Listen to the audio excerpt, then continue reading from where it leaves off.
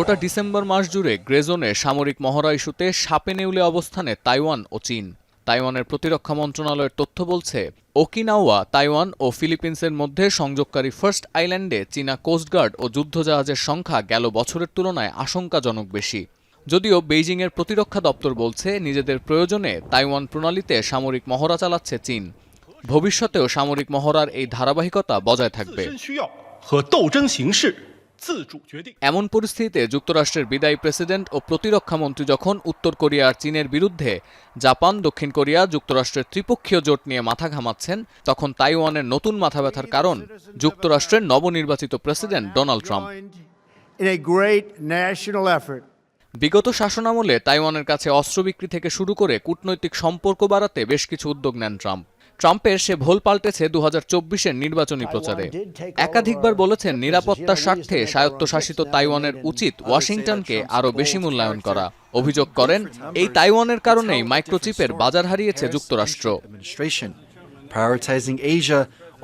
বিশেষজ্ঞদের মতে, তাইওয়ানকে নিরাপত্তা দেয়া ও এই ইস্যুতে চীনের সাথে বিরোধে জড়ানোর কোনো প্রয়োজনীয়তাই অনুভব করেন না ট্রাম্প।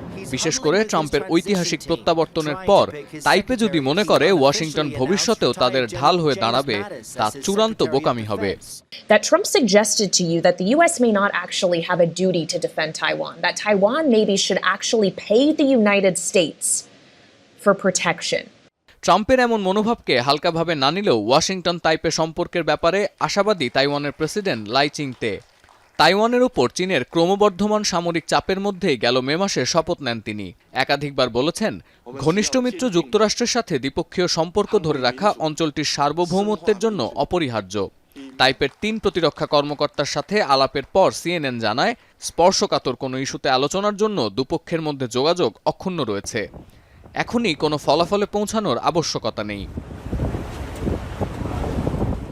তাইওয়ান নিজেদের সার্বভৌম ভূখণ্ড দাবি করলেও চীন মনে করে তাইওয়ান তাদেরই অংশ। স্বায়ত্তশাসিত এই অঞ্চলটি নিজেদের নিয়ন্ত্রণে নিতে সর্বোচ্চ বল প্রয়োগেরও হুঙ্কার দিয়ে আসছে তারা। যুক্তরাষ্ট্রের সাথে কূটনৈতিক সম্পর্ক ও সামরিক চুক্তির কারণে বারবার এ নিয়ে উষ্মা প্রকাশ করেছে বেইজিং। বিশেষ করে তাইওয়ানের প্রেসিডেন্ট লাই চিং সম্প্রতি প্রশান্ত মহাসাগরীয় অঞ্চলে রাষ্ট্রীয় সফরে গেলে পুরো প্রণালী জুড়ে মহড়া বাড়ায় দেশটি। যদিও শেষ পর্যন্ত এ দুই দেশের উত্তেজনার পারদ কতটা চড়বে তা নির্ভর করছে ট্রাম্প পলিসির ওপর। সতীর্থ কর্মকার, এখন বিশ্ব। কালার এক্সপার্ট, জর্জ স্যাপ এবং মাইল্ড অন হ্যান্ডস টেকনোলজি সমৃদ্ধ অরিক্স ক্রিস্টাল ওয়াশ আপনার লন্ড্রি এক্সপার্ট।